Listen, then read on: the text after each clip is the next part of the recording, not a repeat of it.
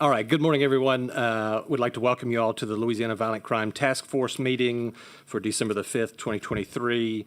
I'd like to call the meeting to order at 9:30 a.m. this morning. Mr. Hartman, if you would please call the roll.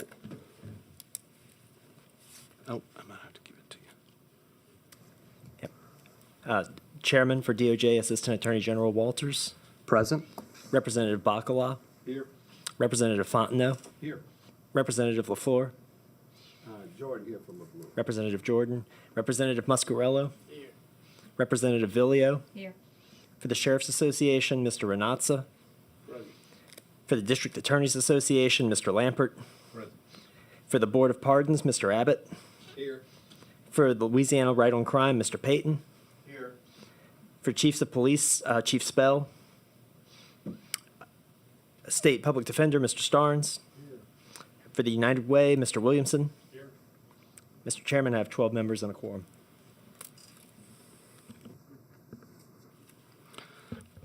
Okay, thank you so much. At this time, I would like to request or entertain a motion for the approval of the minutes of the October 18th, 2023 meeting of the Louisiana Violent Crime Task Force. Representative Villio moves. Do I have a second? Seconded by Mr. Lampert. Any discussion? Any opposition? Seeing none, the minutes of the October 18th, 2023 meeting of the Violent Crime Task Force are approved. Do you have that website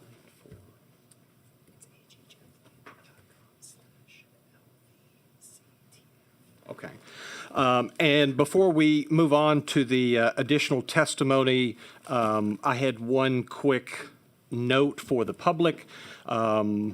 At the request of Representative LaFleur from the last meeting, we wanted to make everyone aware that we have taken all of the data and presentations that were provided to the task force, and we have put them online at a publicly accessible place at aglandry.com, agjefflandry.com /LVCTF. And so you should be able to access the DOC presentations, the OJJ presentations, as well as the minutes and some additional data that was collected from the Louisiana Commission on Law Enforcement and some other sources. So at this time, I'd like to move on to agenda item number 4, additional testimony and presentations from relevant stakeholders as requested. In members, for your information, we had a few task force members who had requested and were trying to coordinate individuals that they wish to have the task force hear from. I believe Mr. Williamson has one such presenter, if you'd like to call them at this time. Absolutely. Thanks, Mr. Chairman. I'd like to invite Tom Costanza from Catholic Charities up to offer testimony. Thank you.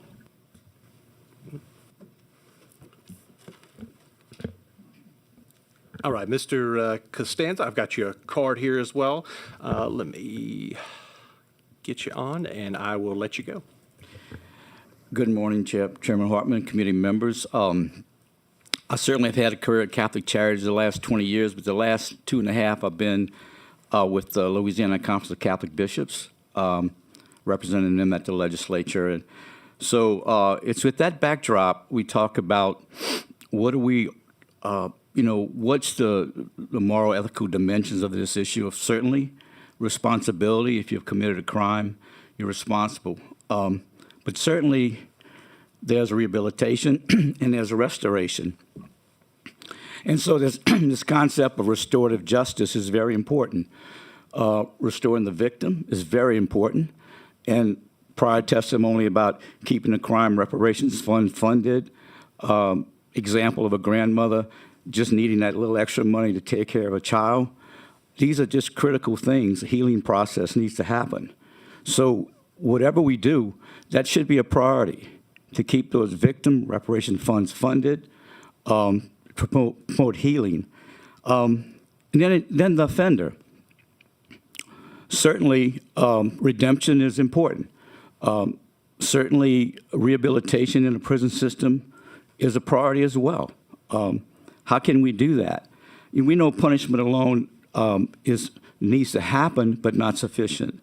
So I would say, moving forward, as I listen to the testimony, that idea of reentry, I think is important. There's been a collaborative across the state, very robust collaborative that looks at a very individualized plan, working while they're in prison, transitioning out, doing a full assessment along the social determinants of health. It's amazing the legal issues, the mental health issues, the education issues, the employment issues, the family support issues, the belonging to a church group. We will kind of look at that individual along that parameter and say, what if we're actually trying to reduce recidivism? Nonprofits are required to use logic models, performance measure, reduce recidivism by 10% per year. Well, what inputs and outputs do we need to have to make that happen? What mental health evaluations do we need? What supports in the community do we need? We have performance measures on employment. 60% have to be employed. We had performance measures on wages, how much money we want them to make. Then you have to put resources. Well, do you need an employment specialist? Do you need a mental health specialist? So nonprofits thrive on the logic model. We have to perform.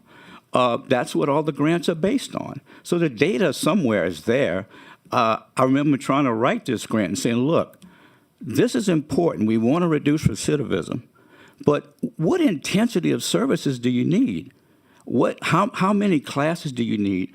What's fundamentally important is the relationship that a person coming out of prison has with their navigator or their case manager. So we'll follow them in prison. We develop a reentry 72. Within the first 72 hours, or some broad term, maybe the first 2 weeks, get them into something. Get them into something. The drug guy is there waiting for them at the bus station. We go pick them up at the bus station. You know, put them in O&M or some housing, something immediately. That's a big problem, housing. So I would say that if you could keep the victims assistance services, keep the collaborative, the innovation that happens when you have a collaborative across the state of nonprofits and faith-based that are really in that to really reduce recidivism, but in a very integral way that respects the dignity of the human person, that this person comes with all kind of assets, but a lot of things to work on. I can't stress enough what you talked about, early childhood development. You know, in the prior administration, I think that was fairly decimated. But the fact that we need to work with 0 to 5 to help children control their social and emotional intelligence so they don't get angry and they don't act out, that's critical. And then the mental health infrastructure as well. And so in closing, I would just say, I remember Reverend Leo Jackson, he worked for us. He said, Tom, you can have the best program in the world, but we are not working on the internal person, the internal conversion. And that's what we did across the community incentive grant system. So if you can think of GRI as this big entity, but within it is a community incentive grant that doesn't reach that many people. You know, if we would do outcome evaluations on what the community incentive grant, as opposed to anybody just being released out, then I hope, you know, you would find good results there. These things do work. So with that, I just wanted to make that point and to say that, I think when I listen to it, the whole idea of rehabilitation, mental health, victim services are so key. And if there's any way to keep that in any legislation, we'd like to support that. Thank you.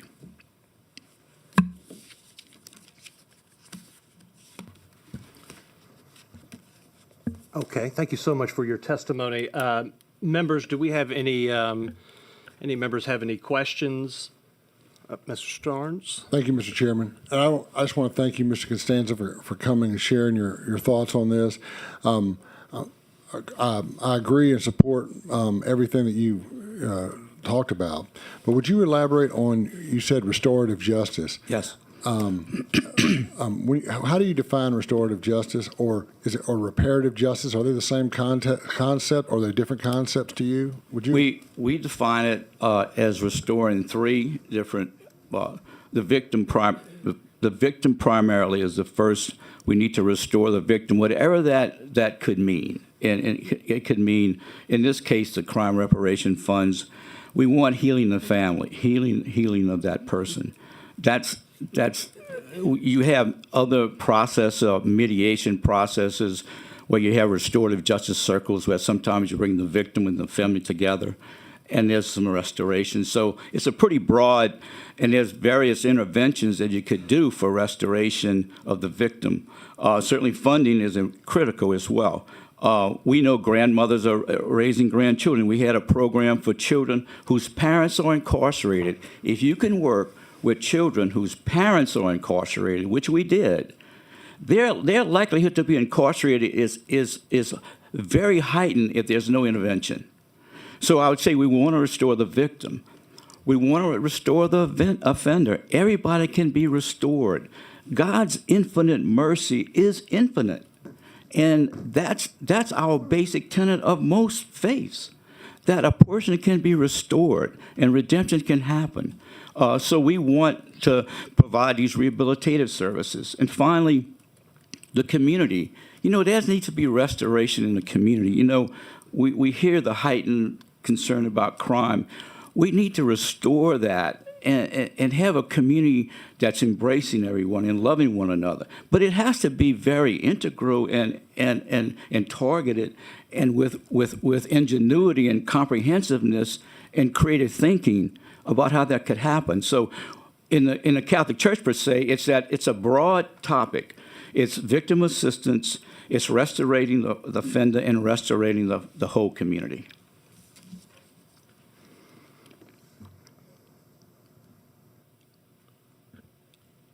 Okay, do we have any other members who have any questions or comments for Mr. Costanza, Mr. Williamson? Thank you, Mr. Chairman. And thank you, Mr. Costanza, for pointing out a very, very important point is how the community has to respond. If you could, I know, a lot of the work that organizations like yours are doing now, deals with pre-release and a lot of planning and work, community-based partners and organizations. Could you stress the importance of that type of partnership and collaboration, especially with a state entity like Department of Corrections, taking place much, much earlier than 6 months? I think, as soon as a person hits the system, they should be thinking about what's the best process that they can reenter and reintegrate the community. And I think, as soon in the process we can do that, the better. I think some in the systems right now, it's like 6 months before release. I think working within the prison system, the jail programs you have are outstanding. I think we got to continue to work with you as they're transitioning out of the jail systems in the community, that first transition period. And it does take some while for them to navigate the system, like what employment services do they have out there, what mental health services they have out there. So I think it's critical. The sooner the better. I mean, I think it's just fundamentally common sense that, if a lot of people are going to be getting out, then, and the prison system can be sort of reimagined in a way that rehabilitation is important for many, many reasons we just talked about, that the more we can think critically about that individual and do individual assessments and understand the dynamics of that family system and everything else. We had family reunification. We would bring buses to the prison system because the men and women need to be reunited with their children. And so there's so many factors around that. So there's so many social determinants that the quicker you can get to it, if we could kind of reimagine a system to be thinking the first day they're in is their first reentry plan.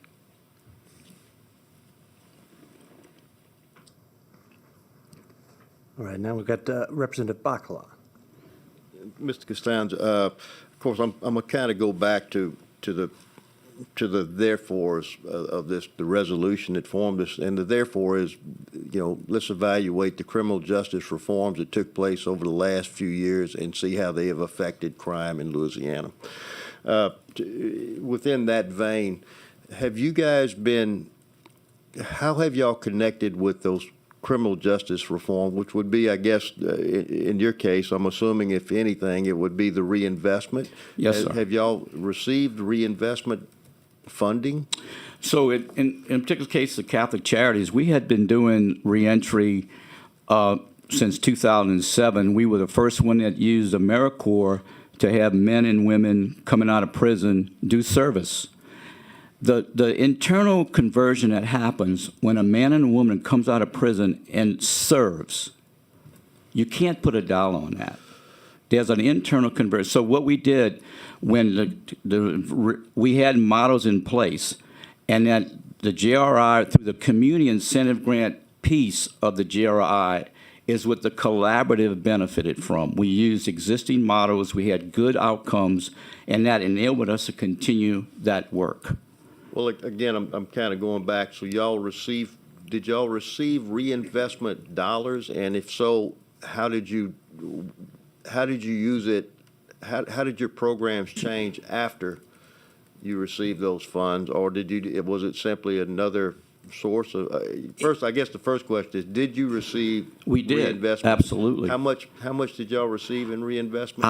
I think I'd have to get the numbers on that. It's significant from it's the collaborative. There was many. There was Goodwill. There was Catholic Charities. There was the Justice and Accountability Center. There was any number of people that received the funds, and we use. And I think we have that data somewhere. I don't know exactly. We may have received. Did it allow you to expand your programs, or was it just? Well, it allowed us to actually to be more robust as well, because we worked very closely with the Department of Corrections. We had to have criminogenic factors that the department had while the person was in prison, and they rated them, and they had a scale, and we had high need.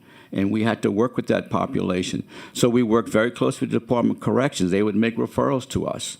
And so, yes, and then we would work. So, yeah, it's a partnership with the Department of Corrections. Well, I guess that I know the good work y'all do, so I don't want you to question that. But if we're evaluating this from a legislative process, we have to. The question is, okay, if you received $100,000. Was it what was the effect of it? Not how did you spend it, but did you effectively change a heart? But I don't know that you have that data available, because we're trying to make some data-driven decisions. So if you said I received $100,000 and I served 100 people with that 100,000, and the outcomes are all of them have become model citizens. But I don't know if I know we can look to the heart on this, but we're really trying to find data. So I'm asking, do you have specific data that will help us to evaluate the reforms, so-called? I don't know that we call them reform, but that's what they referred to when they were passed, to that package of bills. In fact, we would welcome that. I think what we would do, what we have is sort of like, we know we serve so many people. We would hope that any evaluation would stratify or pull out the community incentive grant nonprofits, and the people they served. Suppose 1,500 come out, but we can only serve 200. But if that 200 has a low recidivism rate, which we think it does, then that's where the money should be reinvested. Well, again, I'll say this. You say, and we think it does, but I'm not trying to be critical. I'm saying we're trying to be data-driven, right, and with objective information. So, I mean, we're trying to. Is it subjective, objective? I mean, do we have facts and figures, or do we have feelings? And So, It's fair. I mean, if we don't have it, we don't have it, which calls to mind another aspect of this, that we are doing a horrible job of collecting data that supports a particular program, or in this case, the entire idea of reinvestment. We're trying to find that. Yeah, and so that's exactly what I'd like to talk to you right now. So, okay, so we serve, say, 100 men and women. We meet with probation and parole. They tell us, did their parole get revocated? Was there an arrest for a misdemeanor? Well, are they awaiting trial for new charges? In the most liberal definition of recidivism, it's between 5 to 8%. Now, that's data. I will not say that it's anecdotal, because we have to wait till the legislative auditor or whatever internal processes y'all have devised to get that accurate. I really believe that when you do that and stratify that data, which I think is a responsibility of the committee to do that type of analysis, to say, well, that community incentive program, if you could replicate that 10 times, you'd have impact on recidivism. But I can't say that with all truthfulness, because I don't have that data set per se. We have the probation parole says, well, that guy got, revocated. Well, we ticket, okay, that's one person. You see what I'm saying? It's. Yes, sir. I appreciate the difficulty, and that's a difficulty we're all having, is finding data to actually support some of what's taking place. But I appreciate your efforts, and I know that y'all are working hard to improve that. So thank you, Mr. Chair. I know we have Mr. Lampert. Hey, Mr. Costanza, how are you today? Doing well. Thanks for joining us. You said that the JRI money allowed you to make your program more robust. Does that mean you were offering more services to the same number of people, or you were offering the same services to more people, or a combination of the two? Well, what we had in place was the first AmeriCorps grant in the United States, AmeriCorps, that allowed men and women to come out and get paid wages to do volunteer work. That was kind of a limited amount of money. Then we had a Kellogg grant, because Kellogg Foundation understood the value of the cost benefit, and they provided navigators. So we began developing the program. We began developing family reunification. We began developing Reentry 72. So of course, that was a good pot of money that funded our case manager, employment specialists, supervision, direct assistance. So yeah, it does. It really added value to our program, and made it more sustainable, that we didn't have to do the private fundraising as much. It doesn't fill out everything, but it reduced our discretionary dollars that we had to put into the program. So the JRI money, and I don't want to put words in your mouth, but I mean, and this is not picking on you, and I know you have some success in that program in the greater New Orleans region, but my understanding is it's a relatively very small number of clients that you're able to serve, and the JRI money that you received was able to backfill some of the private fundraising you were having to do. So it didn't really result in an expansion of services to a larger population. We were able to, we had Orleans, we were able to go into Jefferson and St. Tammany with our particular grant, which we were primarily in Orleans before. So it did allow us to expand in that way. Do you know the average number of clients y'all served in the three programs over the last, say, 5 years, if you know? I do have statistics on, in year 1 through 3 in Orleans, St. Tammany, we served 148. And in year 4 in St. Tammany and Orleans, we served 95. We had a 5.4% recidivism rate. And then in Orleans, St. Tammany, a 2.1. I would say that I could get that for you. It's not hard to get, but on the top of my head, I was trying to do broad strokes today. No, I understand, Mr. Costanza. But we have all that output type of data. Was the 148 the 3-year total, or was that 148 per year for 3 years? I think that was total. Okay, thank you, Mr. Costanza. Yeah. But every provider, that's just within Catholic Charities. You had Goodwill, you had many other providers. All right, Mr. Payton? Thank you. Thank you, Mr. Chairman. Mr. Costanza, thanks for being here today. You're welcome.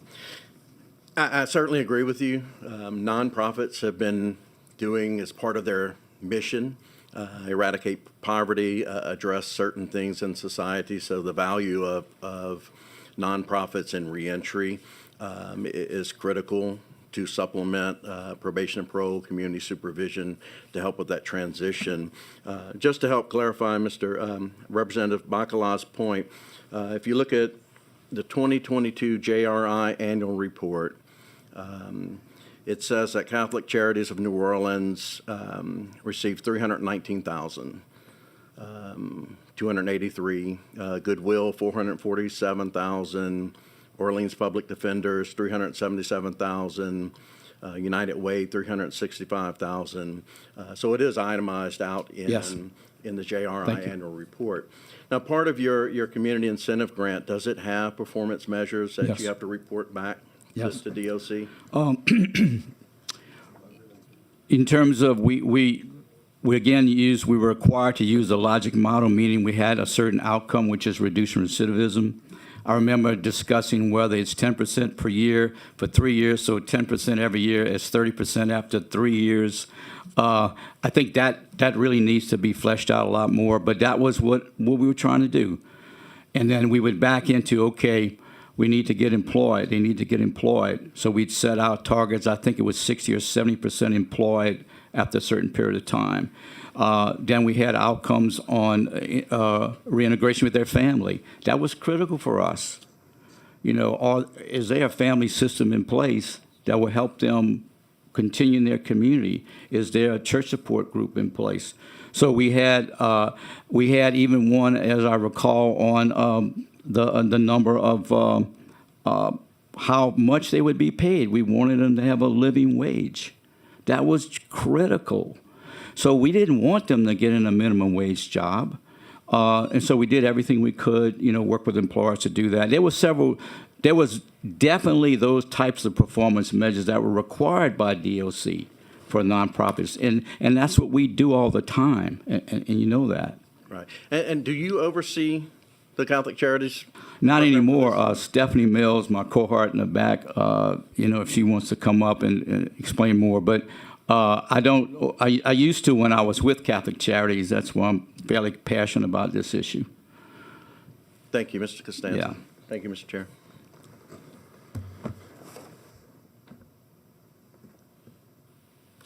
Okay, do we have any other members who have any questions or comments for Mr. Costanza? Mr. Williamson, we'll go back. Thanks again, Tom. Just want to clarify a couple of things, and I know we need to gather the data and present that in a more formal way to this task force. But and these are maybe simple questions to answer. I think one is, based on the work that you and other community partners have done, you can at least verify that there's evidence that those programs are being effective. That's one. Yes, and the most effective measure is to watch after they graduate from our program, the internal conversion and the thankfulness, and we can monetize that and we could put data on it. But to change a person's life, and we've seen it over and over again when they get out and they get into a loving, supportive environment, which the nonprofits and faith-based do, that relationship changes them and helps them. And they will be the first one to tell you, I wish I wouldn't be here, but people that have been through reentry to be here and to tell you the impact it has on their lives. Okay, and second question, just for clarification, we've talked about the community incentive grant, the JRI investments, and you talked about how that has enabled you and other community partners to offer more robust programming. But what we really didn't touch on is, how do you and other partners leverage those resources? It doesn't replace. You're also investing, and others are investing significant private philanthropic dollars to stretch those state dollars. Yes, and I mentioned, we still have to raise private dollars to do what we need to do. I think through the collaborative, there's leveraging with services that maybe we don't provide with Catholic Charities and Goodwill does. Maybe there's very hard training that we do more of the maybe reentry, not so much hard skill training where other providers do that. But it's all, I think the collaborative in and of itself is a leveraging entity because you leverage relationships. You get to know the providers. You leverage their resources as well. So yeah, I think working across faiths as well. And so I think the collaborative nature of it, and I think you could put a monetary number on it. And I do remember actually having to do a return on investment for the Department of Corrections and trying to figure out like hours and, benefit we gave. So nonprofits are not removed from the return on investment strategies and knowing you need to be good stewards of resources or we won't survive. Thank you. And let's see, is this Representative Bacala? Yes, again, I want to commend, I know y'all are doing good work. And again, we're trying to be data-driven, so maybe we can get some of that more information. I do think, we talk about recidivism, and part of the problem when we talk about recidivism is the definition is you're convicted of another crime. And you're talking about, the programs in New Orleans primarily. It can't go without notice that basically for about 3 or 4 years, there was no prosecutions to speak of in New Orleans. So recidivism by the traditional definition is is an inaccurate measure of how people do when they get out of prison right now, especially in New Orleans when you had a prosecutor who basically wasn't doing anything. I mean, we brought from 70 jury trials a year before to 4 jury trials. So I mean, when you have even filing almost a third of the number of bills of information. So I mean, all that's going to skew the numbers in a way that makes that program potentially look very successful, which the only representation is a prosecutor or district attorney who is not very aggressive in adjudicating cases. So I mean, I think it can't go without notice that the numbers are horribly skewed in Orleans Parish when you use recidivism as the measure, by the definition of recidivism being a conviction for a new crime. But I just want to throw that out there if anybody wants to discuss it, if you have any comments on it, but it's not an accurate representation of a rehabilitation in Orleans Parish.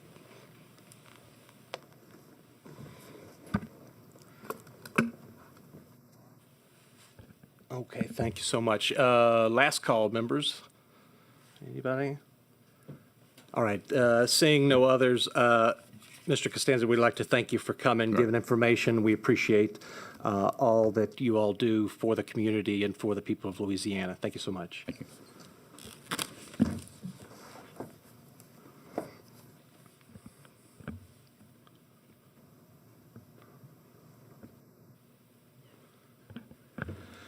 All right, members, at this time, I'd like to move on to agenda item number 5, which is request for proposals for legislative action from task force membership and discussion of proposals amongst task force members. Before we officially kind of start and get into it, I'll just kind of give you a brief suggestion of kind of how we sought to do this, given that the membership is somewhat large, but we want to make sure that everybody has input. What we would like to do is essentially just request proposals from the members as you bring them up, and then we have discussion amongst our membership as to any other discussion points or where that leads to. The one thing that I would suggest, although I certainly don't want to limit any of the members on discussion or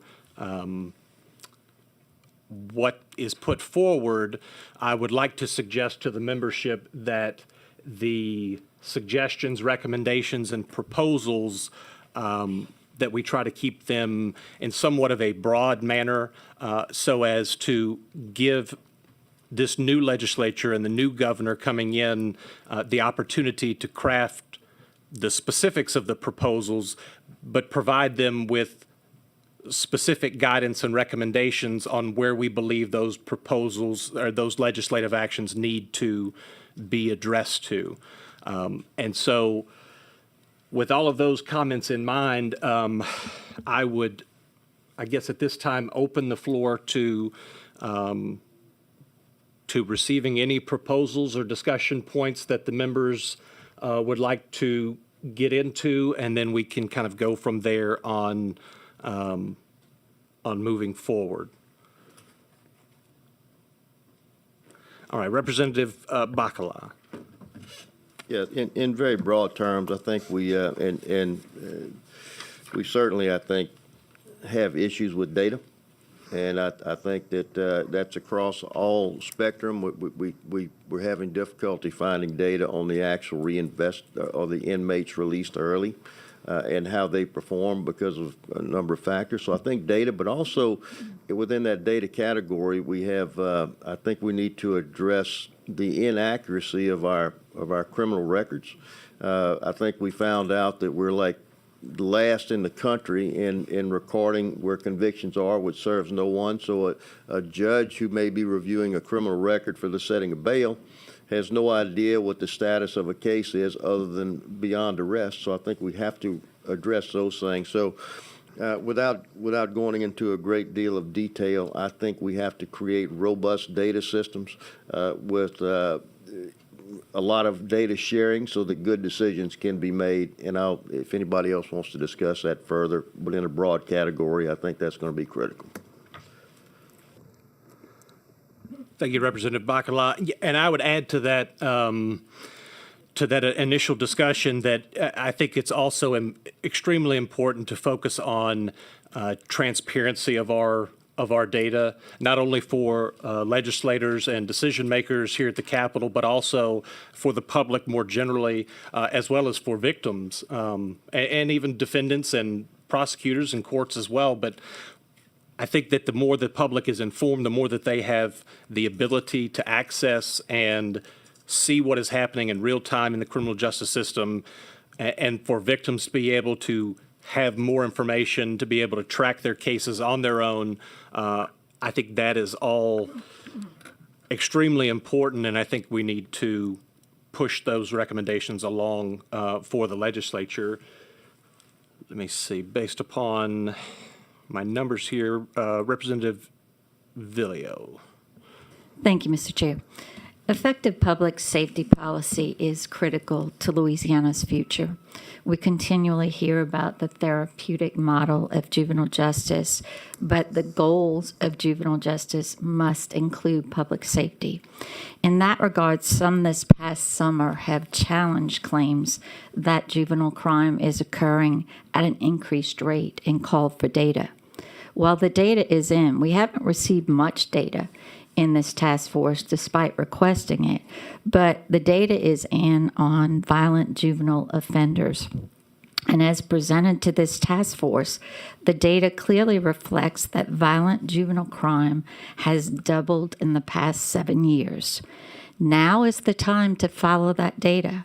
While I do believe we need to study solution-oriented approaches to juvenile crime, I would recommend that our report from this task force address the mounting public safety concerns regarding the housing of juvenile offenders, the veil of secrecy on juvenile violent offenders, and the system and public safety issues emanating from Raise the Age. Thank you, Mr. Chair.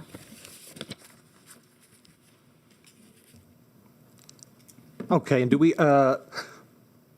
members, I'm going to take it like this. I'm going to take any other comments from the members on that specific proposal from Representative Villio, and then we'll get back to Mr. Payton. Was that your comment, was that on, would you like to raise a new recommendation, or would you like to speak on? I'd like to speak on Representative Bacala. Oh, Representative Bacala. Okay, let's go back to that first then.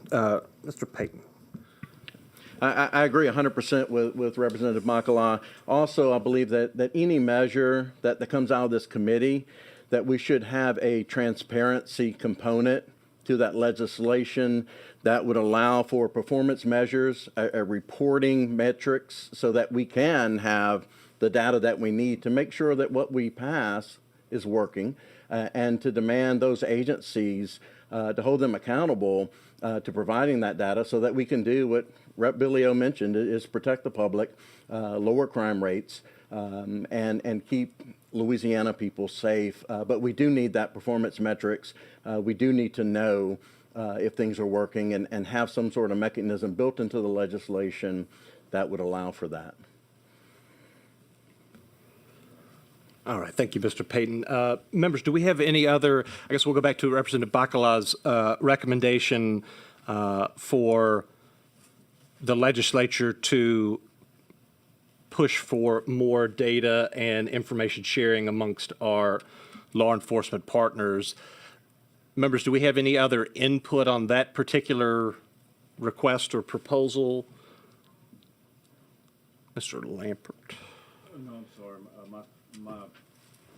I was going to address a different proposal. Oh, you got an next one? Okay.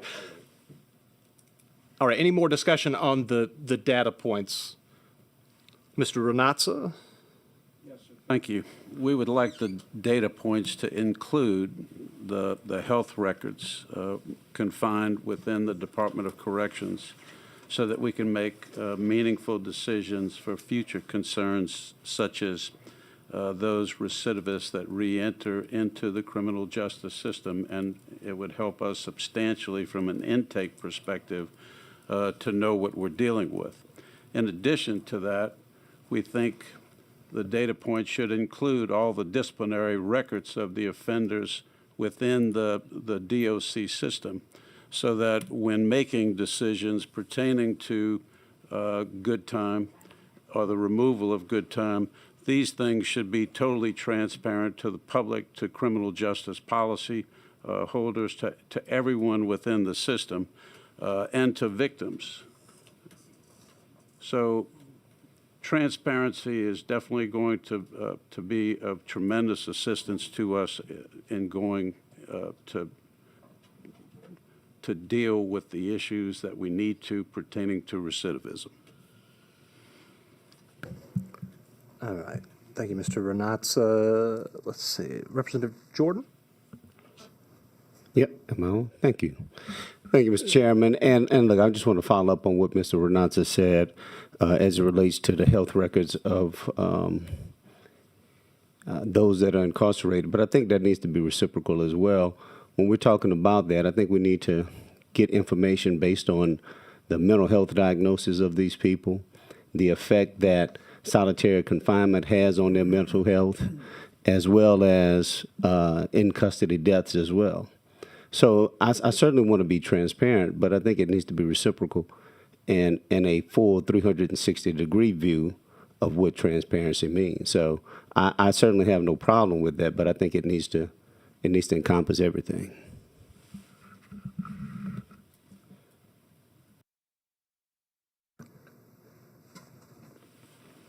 Lauren, is yours on data? No, not really. Okay. But All it's right. on transparency. On transparency. Okay, we'll go ahead with it. Yeah. Mr. Lampert? Excuse me. Thank you, Mr. Chairman and members.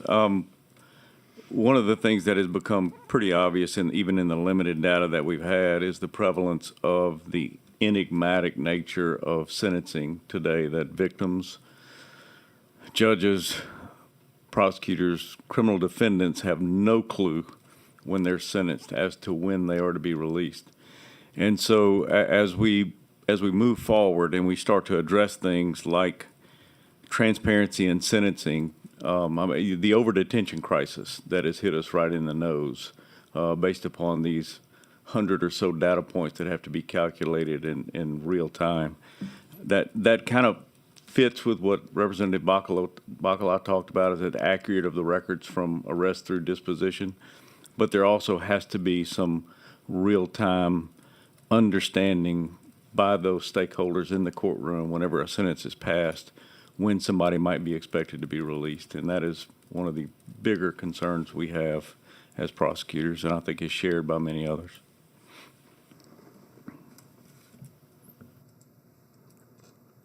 All right. Thank you, Mr. Lampert. Any other discussion from the members on this, we'll call it the first point or item from Representative Bacala on data and transparency? I don't see any other, so we'll move to, I guess we'll just go ahead and keep going, and I'll request any members wishing to add comments or information regarding Representative Villio's recommendation regarding violent juvenile crime. All right, let's see. I don't have the names here. Is it Mr. Ronazza? Well, yes to Representative Bacala, and certainly yes to Representative Villio. And the concerns here from our sheriffs have to do with the rising number within the juvenile detention facilities of those individuals who are violent offenders in detention, who are violent offenders in pretrial detention, and having to deal with the higher end of the age perspective, now those 17 to 18-year-olds that we're having to confine at the same time with 13-year-olds. And that is a problem for anyone in juvenile justice. So this discussion of juvenile violent crime needs to be prominent in the recommendations from this body. And our sheriffs have routinely, within the last 2 years, in the majority of our meetings, cried upon us, cried upon the legislature and all criminal justice stakeholders to do something with violent juvenile crime. Thank you, Mr. Ronazza. We got Representative Bacala. Very much related to Mr. Renazza's comments, we have to have adequate capacity to house juvenile offenders, whether we keep the age at 18 or go back to 17. We have to have the capacity, both pretrial and post-adjudication, to house those guys, those juveniles, in secure environments which are appropriate to the crimes that they committed and how they behave while incarcerated. You know, we just saw some of the juveniles that were sent to Angola. Now they're back in the hometown Moore environment, and they're creating havoc. I think I even read not long ago that they beat a correctional officer with a pipe as they tried to escape. And we have to recognize that just because they might be 17, well, actually they could be up to 21 in that juvenile system. Just because they're below 21 or below that age, they are violent, and they need to be handled in an appropriate fashion, but that has to begin with adequate capacity. And it's a shame that we have too many sheriffs in police departments who have to send juveniles out of state, which serves no one, because we have failed to provide adequate capacity here within our state, and I will say even beyond the state, within our communities, such that you don't have to travel 200 miles, just go pick up a child for a court hearing. Thank you. Thank you, Representative Bacala. Representative Jordan. Just very quickly again, thank you. Look, I certainly find myself somewhat at a disadvantage here because I don't serve on this committee. I'm at a proxy, and so I'm not really prepared to debate whether the juvenile crime has doubled or whatever. And anecdotally, I can certainly agree that we've seen increased media coverage on juvenile crime. But I think to Representative LaFleur's point, I would hope that that data that shows where juvenile crime is doubled would be posted on that website it's currently posted there now. And so that we can see who provided that data, because I have not seen that. Who is that? OJJ has provided that? Okay. And so I just want to make sure in full transparency that we can look at that and review those numbers and just make sure that they're accurate. Thank you. All right, thank you, Representative Jordan. Any other members who would like to add? Representative Fontenot. Thank you, Mr. Chairman. We moving past Representative Villio now, correct? Our suggestions? Let me make sure, any other members have input or comments on the recommendation regarding addressing juvenile violent crime? Okay. Representative Fontenot, then I think it's time to move on for our next one. Thank you, Mr. Chairman. So I think we heard a lot of testimony about the rehabilitative process and being able to help those people. And for me, I see that as a standpoint of helping those people who are first-time offenders. So my suggestion comes as we look at the crimes throughout the state of Louisiana that have skyrocketed on crimes involving firearms. Not only are we talking about those crimes committed by firearms, but we're talking at the limited data that I see is that 50 to 60+% of those crimes are committed by people who are convicted felons, and they are forbidden to possess a firearm. So I think clearly we should look at the crime of possession of a firearm by a convicted felon. The sentence term, I know that in JRI we reduced the sentence term from 10 years to 5 years for those convicted felons, but looking at the sentence when they first get convicted and looking at the sentence when a person is violated on probation or parole and they commit a crime with a firearm when they're prohibited, it would be my next suggestion.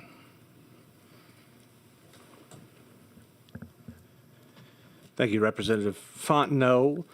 Do we have any members for discussion or comments? Representative Villio.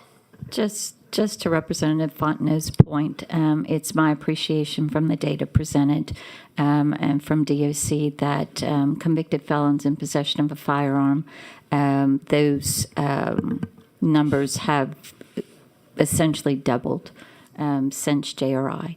And so to Representative Fontenot's point, from the broader perspective, I do think we need to look at that and look at legislation to address that. Thank you, Representative Villio.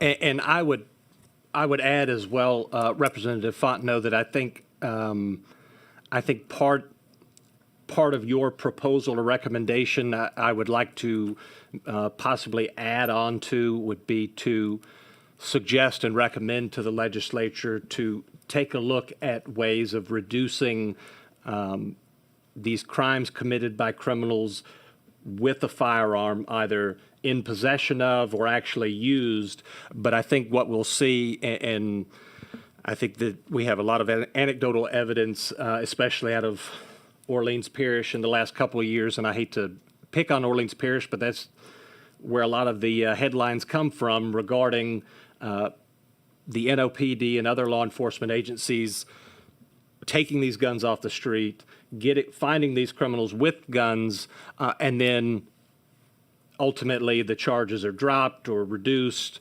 and those individuals are not held fully accountable.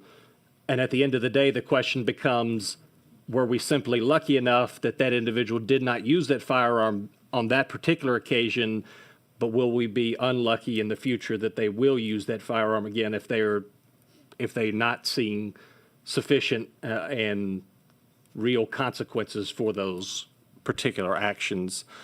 And let's see, Representative Bacala. I think this might be related enough to fall under the same topic. And it goes back to some data and information available to the judge. But we have too many people, I think, who are committing violent crimes who are out on bail for violent crimes, and there's no connectivity. The bail for the bail that someone, the original crime for which they're out on bail, they really ought to be revoked. That bail ought to be revoked, but that's not happening. And at the very least, if someone has been convicted of a violent crime and commits another one, there should be a contradictory hearing or something of that nature for the setting of the bail for someone arrested for a violent crime who has already been convicted of a violent crime. We've actually passed legislation, but it didn't make it past the fourth floor. And I think we need to revisit that such that if you have a history of violent crime and you're rearrested, and particularly if with a firearm, we need to have some real bail reform there, such that we're not turning violent people back loose on the streets to commit a third or fourth or fifth violent crime. Thank you, Representative Bacala. We got Mr. Lampert. Very briefly, to kind of between Representative Fontenot and Representative Villio, there was, I mean, and your point, it's not just anecdotal, and I think it bears mentioning. The data we got from DOC shows that not when we converted firearm by a felon to a nonviolent offense in 2016, 2017, since then it has become the number one nonviolent crime that results in a DOC incarceration sentence. And that has increased in a pretty steady linear fashion since then. So now there may be a bunch of reasons on the backside of that, but it is not just anecdotal. That has been not only increasing in volume, but it's been increasing in the number of people that actually get sentenced to DOC. So that's a target audience that we should really focus on. Thank you, Mr. Lampert. Mr. Renatza. We've been a long-term proponent of dealing with the problem of felons in possession of a firearm.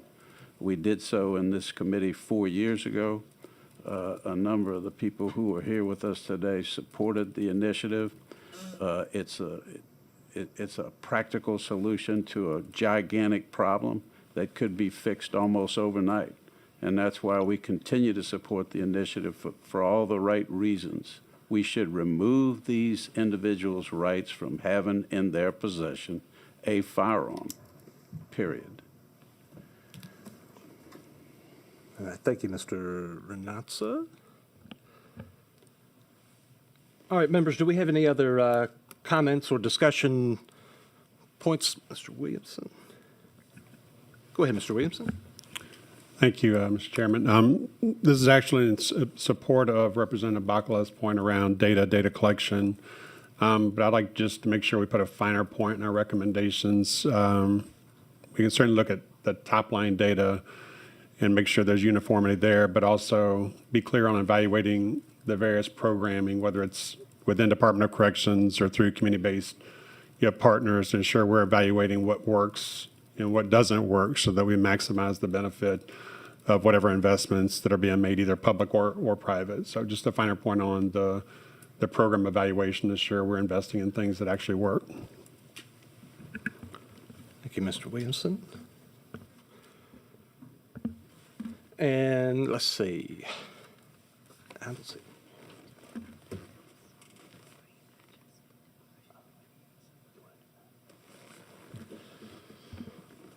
right, let's see.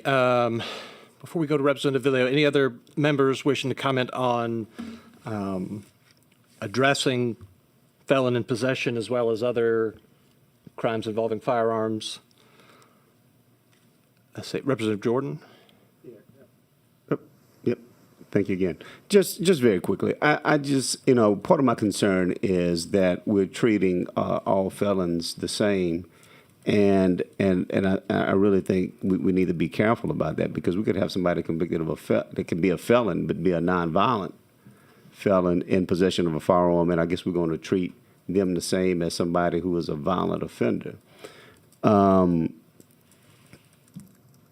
I can understand the argument that if you're a felon, maybe you shouldn't be in possession of a firearm. I get that, but in the event that you are, and your crime wasn't one of violence, I don't think that you should necessarily be treated as the same as a person who was a felon and was convicted for a crime of violence. So I certainly want to put that out there. The other thing I'm curious about, and I know it's the speaker's choice, but I don't see anybody here from Orleans Parish that I know to be a resident of Orleans Parish, and I know Orleans is a big topic of conversation.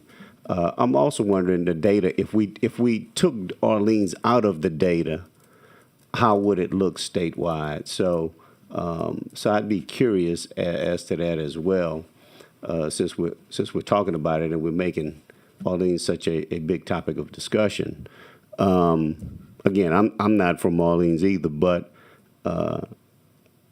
it's just curious to me that we have this task force and that there's nobody here that might be in a position to defend Orleans. Thank you, Representative Jordan. And just to put a little bit of context in it, Representative Jordan, because I know you haven't been able to be at the last couple of meetings.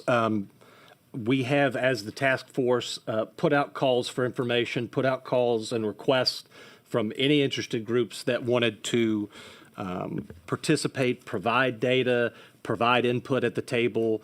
And I think we've been sufficiently clear. We're trying to take all of the information and input that we can into this task force in providing that. And I don't recall seeing any requests from the Orleans delegation in terms of the items that we've been discussing. Let me see. There you go. And look, this is not a shot at any member of the task force. This task force, I think everybody here was appointed and didn't have a chance to choose who was on the task force. So that's not who. So I'm not certainly making any comments on that. I want to be very clear on that. I just find it curious though that, and I mean, there's no secret that Orleans and East Baton Rouge and some of the other metropolitan areas would be discussed here, and that you wouldn't have somebody from Orleans. That's just a general observation, I guess.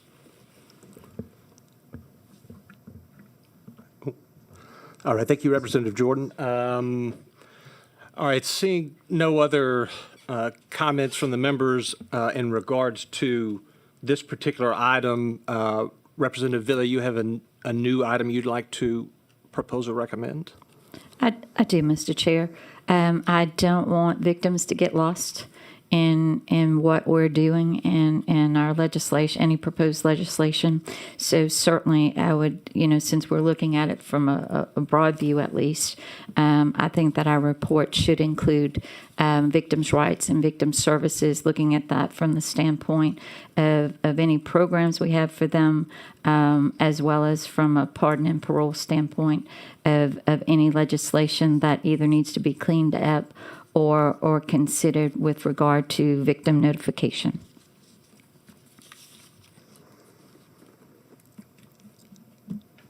Thank you, Representative Villio. Members, do we have any discussion on this particular talking point or recommendation regarding maintaining or expanding victim services and victims' rights in these particular areas? I will say, before anyone else hits their button and requests to speak, I will say I think part of that is going to come from the transparency, and if the legislature seeks to do so, to provide that transparency and provide that information to the victims, and then to Mr. Lampert's point regarding transparency and simplifying or going into trying to better understand sentencing so that victims, when a prosecutor comes back to them or the judge hands down the sentence, that victim knows to at least a somewhat certain extent how long that offender is going to be, how much time he's going to be doing, when he's going to be up for parole, when they might have to be dragged back into the process again. And something for us all, I think, as members of this task force to remember is the toll that all of these crimes take on the victims and on the community at large. And I think that's a broader point that I would like the task force to try to echo back to the legislature, is to keep that impact in mind. Certainly, we all want to understand what it's costing to incarcerate individuals and what happens with sentencing a DOC and the sheriffs. But I feel like a lot of times in that discussion that the victims and the broader public get lost on what is the cost of those crimes to the victims, to the broader public, to the economy and the businesses in those areas, and to those most vulnerable populations that are most often affected by these crimes. Members, do we have any other members wishing to discuss on the victims' rights or victim services? Let's see here. Mr. Abbott. Just wanted to thank Representative Villio for bringing that up. She's been a champion for victims every session since being on criminal justice. Definitely want to recognize the work that the sheriffs and their deputies and law enforcement do at the time of that these crimes are committed, registering victims for notification, moving into the pretrial phase, the work that the district attorneys do, notifying and providing services and getting victim impact statements before adjudication, but then also the need to continue those resources while in post-conviction, moving into good time release, parole hearings, and then just normal full-term releases. There's a definite need for continued funding. The Louisiana Commission on Law Enforcement does a great job of distributing VOCA funds to a number of DAs around the state, as well as the Crime Victim Services Bureau and the Board of Pardons and Parole. But shoring up funding in the state's budget is definitely needed for all of those agencies, the sheriffs, the DAs, as well as the department, to ensure that victims have some of the restorative justice programs that Mr. Costanza talked about earlier. But first and foremost, just educating the victims, talking about the time calculation, what's going to be served by the offender, and what programs are available to them is extremely important. And that's one of the biggest deficits we've seen at the board and with Crime Victim Services Bureau. All right, thank you, Mr. Abbott. Representative Bacala. We typically think about victims in this context. We're talking about post-conviction, but I think one of the things that I heard over and over again in the law enforcement world is victims' extreme frustration with the slow pace of the criminal justice system once someone's arrested. That you arrest someone for a crime, a felony. It could be a violent crime, or somebody broke in and stole everything you own from your house. And these things drag on for years and years and years and years until they result in a inconsequential plea bargain. At some point in time, I think we have to go back to the basic premise of modern law enforcement, which is about 300 years old, which the basic premise was sure and swift punishment. I would say that we got away from that such that it's neither sure nor swift. And if you wait 3 years to punish the kid for putting his hand in the cookie jar, it isn't much of a deterrent. And I think we have to get back to having some expectation that a case is going to be brought to a court for final adjudication within some reasonable period of time, that we need to figure out what that reasonable time is. Is it okay to wait 5 years for a prosecution? It doesn't serve the victim and it doesn't serve the offender. But we have no expectations at all. And I think we ought to set an expectation, and it makes it look like, okay, we expect 60% of the cases to be adjudicated within a year of arrest, or whatever that number may be. Some states, I think, actually have that. We've talked about it, but we've never gotten off the ground floor because nobody, again, it goes back to data and transparency. Nobody wants anybody to see how slow and horrible, quite frankly, we are in actually prosecuting cases. And look, everybody, I'm not blaming judges, I'm not blaming DAs, I'm not blaming IDBs, sometimes it's crime lab, but we just have to fix it, in my estimation. If you're going to fix crime, you have to start with there being, we need to make sure that the adjudication is somewhere reasonably close in time to the arrest, such that it's relevant. Thank you, Representative Bacala. Representative Jordan. Thank you, Mr. Chair, and I agree with Representative Bacala. I think we tried this a couple of years ago and tried to fix this issue. And I can tell you, I know in East Baton Rouge Parish, we tried to fix the issue and looked at a model that was going on. I think it was in New York State, and I'm like him. I don't want to put blame on any one group, but I will say that the system itself certainly needs to be reformed to speed it up, because we got people that are from a pretrial detainee standpoint. Oh, sorry. That's all right. That are sitting in jails that are waiting for their day in court so that they can be exonerated as well. So I think it goes both ways. And so I certainly have no issue with trying to make the process more efficient. Thank you, Representative Jordan. I think one other comment that needs to be, Sorry. you and I will agree on this, Evan, I think, is you can get somebody who commits a felony, and they turn their life around, and they now have a job, and they're working, and they're supporting the family, but 5 years goes by, and now it's time to go to trial, and all my investment in making my life better is down the drain, because now I have to go to prison after I've turned my life around in that 5-year gap. So again, I think we need to make sure that I just think we talking about the system broken. I think that's the biggest broken piece of the puzzle. Thank you.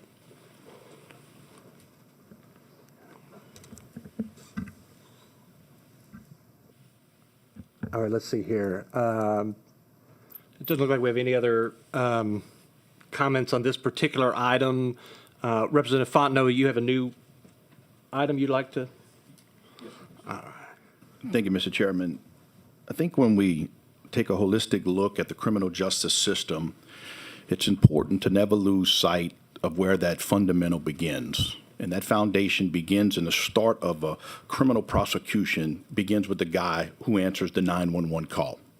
The person we talked today about, one of the greatest problems in Louisiana is crime. We should be working to incentivize and retain the greatest minds that law enforcement can hire. That creates a struggle both for law enforcement professionals and for the agencies that must hire them. So I go to nearly every time I see something about a crime in a big city, we talk about the loss of officers. Hundreds of officers down in the city of Orleans, hundreds of officers down across the state, maybe even thousands. It tells me in my law enforcement career that police officers have become more reactive than they have become proactive. The ability to keep and retain those officers have to be of great purpose that we address. When we have a high turnover rate, the burden for training police officers begins shifted to the taxpayer. If we ask a sheriff to continue to train new officers and they continue to put up those fees and then we don't have them but for a year or 2 years, we lose that longevity, we lose the ability, and then we're losing money from the taxpayers. The top 25 most deadliest jobs in America, police officers fall in that number. But in that top 25, they're the second lowest paid of the most deadliest jobs in America. The only job more deadly and pays less is a garbage collector. And if that doesn't tell you we need to address the retention, the incentives of how we keep and maintain police officers, nothing does. Thank you, Mr. Chairman. Thank you, Representative Fontenot. Let's see here. Representative Muscarello. I just have a new issue, so. Okay. Let's see. I'm going to hold on to you for just a second. Mr. Renazzi, you want to talk about law enforcement? Yeah, I just wanted to thank Representative Fontenot for the point that he made. It's certainly an issue within our ranks, the problem of attrition. In addition to that, we're trying to open up the door for other people to come to work in our profession. That is, those individuals who want to become reserve police officers or reserve deputy sheriffs, or even the people that we have to employ part-time. We have to figure out a way to bring the ranks of those individuals within our certification process, working with the post council so that we could have those volunteers that are so vital to us work as well. And the salaries are definitely disparate from the state of Louisiana to other parts of the country. you're right on point pertaining to it being a very deadly occupation that doesn't seem to reap the rewards for the individuals who choose it as a profession and endure what society needs them to do. Thank you so much, Mr. Renatza. Members, do we have any other comments or discussion points regarding law enforcement incentivization? I could tell you just briefly, Representative Fontenot, to your point about how difficult a job it is and how understaffed a lot of our departments are. And not to pick on New Orleans again, but I live on the North Shore, so that's where I get my broadcast news out of. And there was a story just the other day about a shooting in New Orleans East, and they had interviewed a barbershop owner that had been there for years, and he had some just really cutting points about how he never really sees the NOPD and sees the force until 20 minutes after a shooting.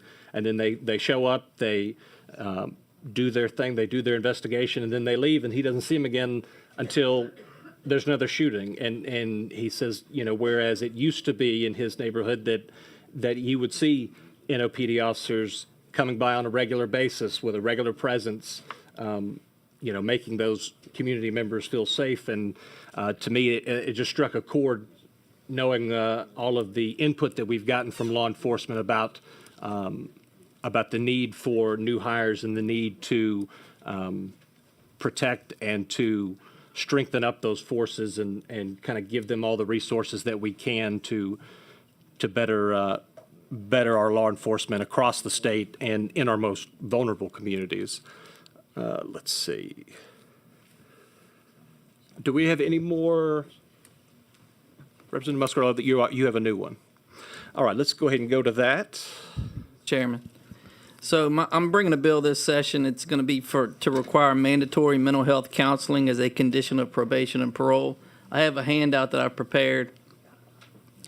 I want to try and get to the root of the problem, and we keep hearing mental health is an issue. So I've been working with the state of Arizona, and they've actually got this program in effect now.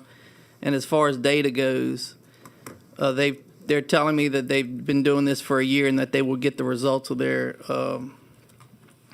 program on December 31st. So I've been in touch with them. They're going to give me the input. Hopefully it's positive, and it shows that there's been some decline in recidivism. I'm trying to solve a problem that we have in the state. My program will be a pilot program. It's going to be in Tangible Parish, which is my hometown. And I'm going to try and utilize the health units, which on my research has shown that they're kind of underutilized anyway. They're kind of sitting there, they're a ghost town. So that's kind of where we are. If you have any input as to what you think to make it a more robust program, I'm welcome that because it'll be filed in March, but that's my program. Thank you, Representative Muscarello. Let's see, let's go to Representative Villio. Not as to Representative Muscarello. Oh, I'm sorry. So let's just make sure if we have anybody who has. Representative Jordan? Let me start by thanking Representative Muscarello on this. And I can tell you, I'm on the board of a FQHC, which is a federally qualified health center. We're looking at something very similar to this and trying to do this as well and making sure that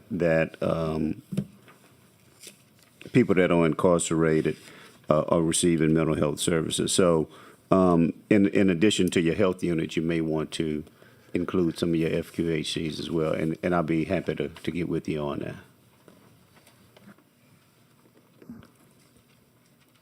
Thank you, Representative Jordan. Let's see here. Mr. Renatza? So we spoke about the necessity of the medical records and certainly the mental health records being available to the offender upon release. I'd like to add that as a component to Representative Muscarella. It certainly would help the individual to have his mental health records, to know what type of medications he was prescribed while he was being confined. The pilot program that DOC is using right now would make that available to the offender upon release, where he could access his own charts on his own personal device. And that would be very much a necessity for the continuum of treatment and likelihood of us trying to assist that person in the greatest times of need. So in addition, with the counseling, having the medical records available is certainly a necessity. Thank you so much, Mr. Renata. And,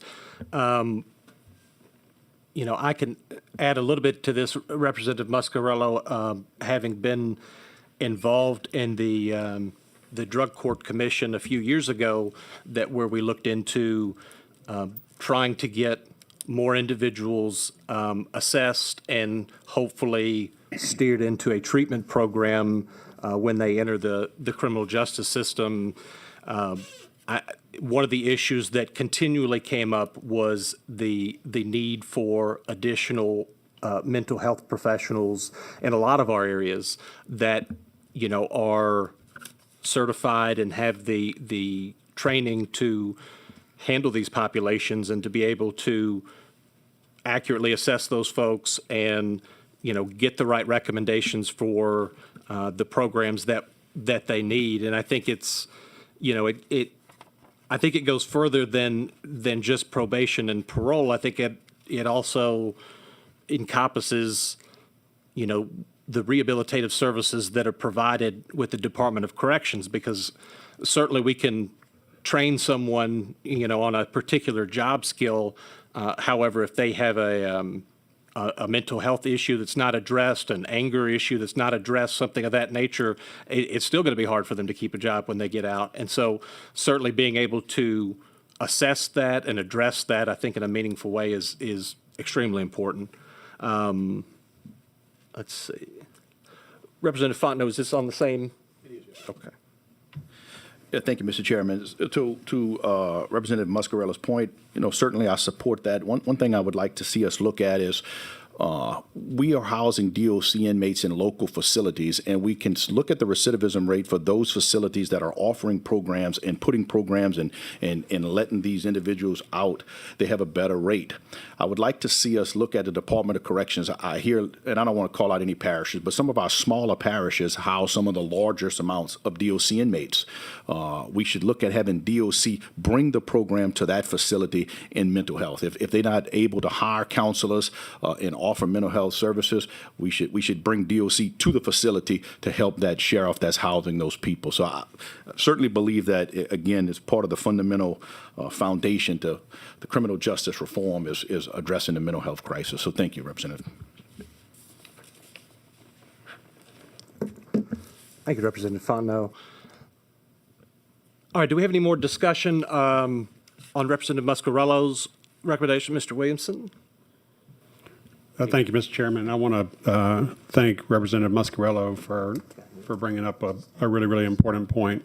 One offer, but also kind of a segue. There is emerging work taking place in New Orleans around mental health that could be useful in your efforts. And of course, many of us I know would want to partner with you to ensure that what you're undergoing is going to be successful. But we've talked a great deal about what happens after the violent crime has occurred. And I'm not sure if it's within the purview of this committee, but we should also be thinking about what can we do to actually prevent those crimes from occurring. And it may be beyond this group or DOC, maybe require the work of multiple state agencies working together. But there's a lot of work that happens around intervention and prevention that, if properly resourced, could be more effective in actually helping us ensure that these violent crimes never occur in the first place. And I'd certainly like to at least include that in the conversation as we think about recommendations about how do we use all of our resources to decrease violent crime in the state of Louisiana. and just offer support to the comments around, law enforcement. We certainly fully agree that our law enforcement our officers and folks that work in public safety need to be properly supported and compensated. Thank you. Thank you, Mr. Williamson. And it appears we don't have any other comments or discussion points on that, so we will move on to Representative Villio. Thank you, Mr. Chair. Mr. Chair, I vowed from the day I took office here in criminal justice to mention truth in sentencing. And I think through our discussions today, we have covered, through the transparency issues, et cetera, we have covered that. But in an abundance of caution, I wanted to make sure that any report that we issue certainly addresses that topic. Thank you, Representative Villio. Oh, let me get you out there. Do we have any comments or discussion regarding Representative Villio's request? Seeing none, I would request it. I have no lights showing, but I would request any other task force members with any other recommendations, proposals. Now's our time to bring them up and start talking about them. All right. Well, I don't sit and listen. Oh, we got Representative Bacala. Here you go. Part of the criminal justice reform package that we're addressing or we're studying had to do with parole as well, and violation of parole. We made it much harder to violate someone for parole.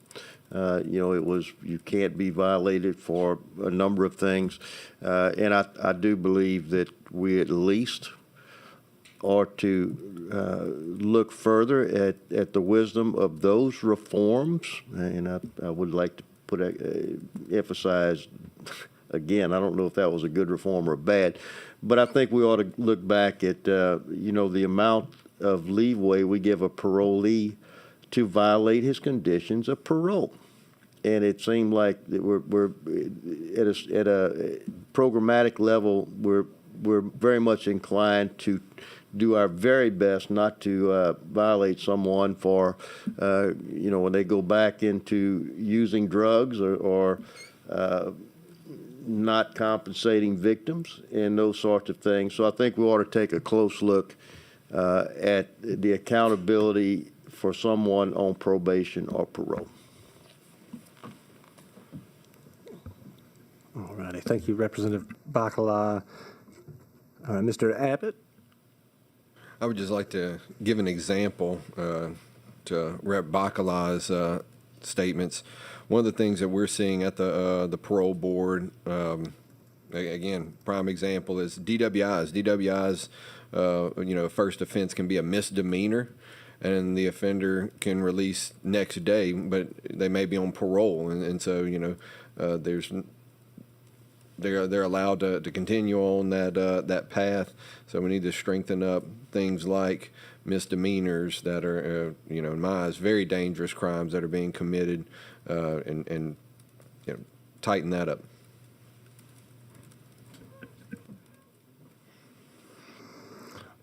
All righty. Do we have any further discussion on either of those points? And so seeing none, open it up one more time for the task force membership of any other items of recommendation or proposals that you want to put forward to the membership, and with just an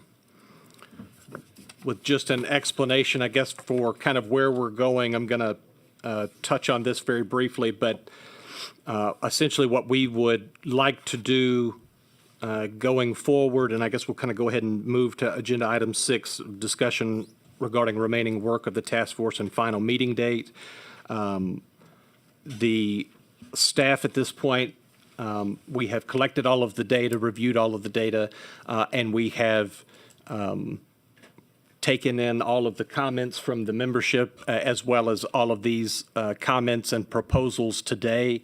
And the staff will be drafting a report, a draft report for the membership, and we will try to get that out at least a week before the last meeting. We will have to have one more meeting according to our resolution that created our task force. We will have to have one more meeting to review that draft report, take any comments or edits or anything of that nature at that time, and then as a body vote on what we want to do with that draft report. So with that being said, I just want to make sure that we have everyone has had an opportunity to give their input and provide any recommendations that they think could be useful or necessary. And so seeing none, at this time, I would like to move to agenda item number 7, which is public comments. If anyone from the public would like to comment at this time, if you could, I know a lot of you guys are regulars, if you could fill out a card for us so that we can make sure we have a correct record of who those people are. But if anyone would like to make public comments at this time, you are free to do so.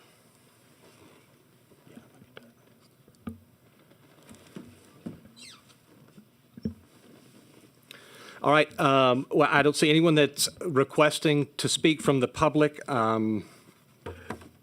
As we have mentioned before, and we will mention again during this task force, that the task force will still continue to take public comments through written statements at the task force email address, which is lvctf@ag.louisiana.gov. And we will continue to take public comments up until, I guess it would be up until the next meeting, at which that will be the final meeting, so that we can introduce those comments and put them into the record for the following meeting.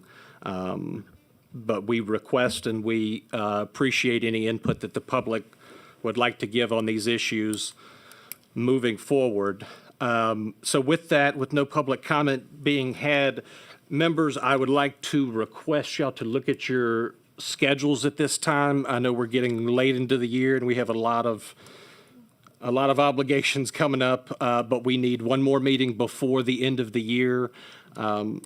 Staff has reached out to the legislative staff regarding room availability here at the Capitol, and they are telling us that December the 28th would be a good meeting date that we would have availability. And I think looks like most everybody would be good with that. So we will tentatively schedule the next meeting for December the 28th and make that request to the legislative staff to hold the room for us for 9 a.m. Should anything change or we have any serious issues, we will reach back out to the membership as soon as possible and get those changes out. At this time, I guess we would move to agenda item number 8. Any other business before the task force at this time? And seeing none, I will make a motion to adjourn. Representative Villio seconds. No opposition. This meeting is adjourned. Thank you all.